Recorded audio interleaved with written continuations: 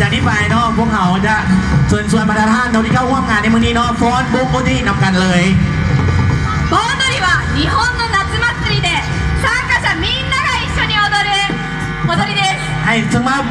การฟ้อนบุ๊กโอที่เนาะถึงว่าถ้าว่าอยู่ในประเทศญี่ปุ่นนี่แม่นเป็นการเป็นบุญฤดูร้อนซึ่งว่าถ้าว่าผู้ใดเข้าร่วมในงานวงโอโตริเนาะของญี่ปุ่นน่ะแม่นทุกคนแม่นจะฟ้อนนำกันเลยเนาะそれでは皆さん一緒に踊りましょう前に丸を作ってくださいตอนนั้นเนาะอันนี้เป็นรายการที่พวกเราจะได้ฟ้อนร่วมกันตอนนั้นก็อินเตอร์ประธานเนาะที่เข้าร่วมงานในวันนี้เนาะมาฟ้อนกันเลยเนาะพอเดินมาเข้าวงเลยเนาะพอเดินทุกคนมาเลย Anyone can join with us ขอเดินประธานนะมาว่าฟ้อนกันอยู่จะฟ้อนอ้อมเวทีเลยเนาะพวกเราแล้วพวกเราก็จะสอนวิธีการฟ้อนก่อนแล้วที่ฟ้อนแนวใดเนาะขอเชิญบรรดาท่านน้องที่เข้าร่วมงานในวันนี้เรามาฟ้อนกันเลยสำหรับการฟ้อนแม่พวกเราจะสอนว่าจะฟ้อนแนวใดง่ายๆเนาะโดยเฉพาะขั้นตอนอื่นเนี่ยเป็นการฟ้อนที่ง่ายแหงเนาะฉะนั้นเขาสามารถฟ้อนกันได้今日はですねラオスのために作ったラオスのための盆踊りの曲で踊りたいと思いますซึ่งว่าการฟ้อนในมื้อนี้เนาะก็เป็นบทเพลงที่พิเศษหลายเนาะซึ่งว่าเป็นการฟ้อนที่ว่าเป็นบทเพลงวงอลีที่ว่าเขาสร้างขึ้นมาเองเนาะเพื่องานนี้โดยเฉพาะเลยเนาะ今日のバンドはラオボンボンバンドの皆さんと和太鼓奏者の浅野さんと奏唱者の木原時子さんもご一緒いただいてますและมือนี้เนาะก็ได้รับการร่วมมือเนาะจากอัศนุสร้างและจากทีมลาพวกเนาะร่วมในการแสดงในห้องนี้เช่นเดียวกันเลยそれでは、準備が整うまで踊りを少し教えたいと思いますตอนนี้มันกำลังการเกี่ยวทางด้านหน้าครับท่านพวกเราสอนวิธีการฟ้อนให้กันเลยเนาะว่าที่ฟ้อนเดี๋ยวไหนまず最初に前奏が入ります前奏の振りは上下の繰り返しですแต่ว่าในตัวทำอีแม่เขาจะยกขึ้นทางหนึ่งก้อนแบบนี้เนาะแบบนี้นี่แม่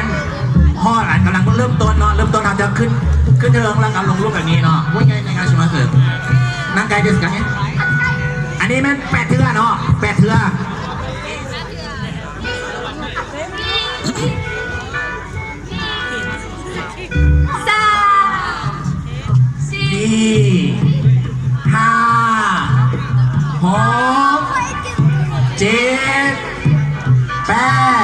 ตัวนี้8 เทื่อเนาะอันนี้8 เทื่อง่ายๆเนาะง่ายๆตัวその後歌が始まりますのでและจากนั้นเนาะเพลงก็จะเริ่มต้นขึ้นเนาะ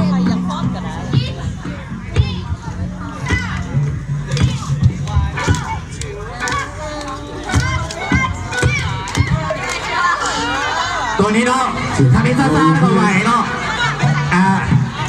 ลูกไก่สิครับตัวซ่าๆเป็น4 เทื่อเนาะ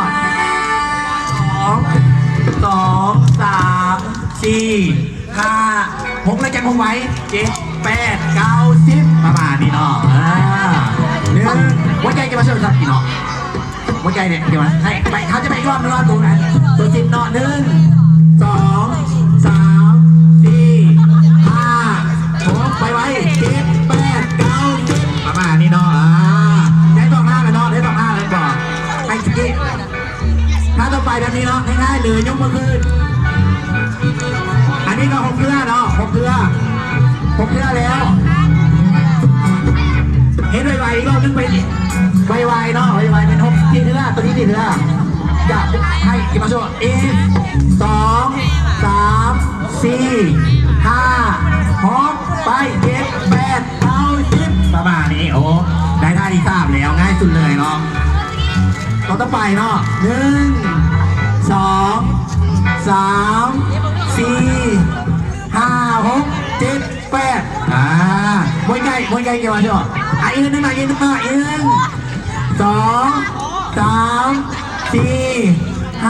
6 7 8ประมาณนี้เนาะน่าจะได้เนาะตัวนี้เนาะต่อไปเนาะตัวต่อไปเนาะตัวนี้เป็นตัวเน่นเลยเนาะตัวแม่เลยตัวนี้เป็นมือไปแบบนี้เลยเอามือไปข้างขวาดึงเสื้อเนาะดึงเสื้อมาเอาเสื้อดึงมาเนาะจับเสื้อดึงมา เหงือเนาะตักมาเต้เหงือตอนซ่อมบ้านเนาะ